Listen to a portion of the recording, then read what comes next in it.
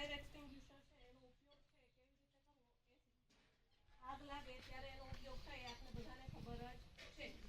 આમાં બે પ્રકારના બાટલા આવે છે. એક છે SiO2 કાર્બન ડાયોક્સાઇડ વાળો. આપણે ખબર છે કે CO2 છે એ અગ્નિ શામક છે એટલે કે એ આગને બુઝાવે છે. અને બીજો આવે છે એ આવે છે પાવડર વાળો. તો આ જે મોટો છે એ કેમિકલ વાળો છે અને નાના છે એ પાવડર વાળા.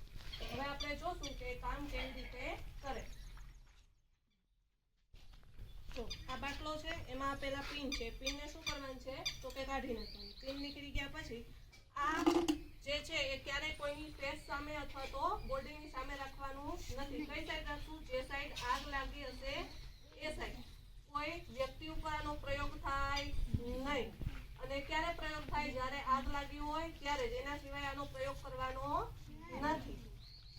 હવે જ્યાં આગ લાગી છે એ સાઈડ રાખશું અને આ જે વાલ છે એને ફેરવશું.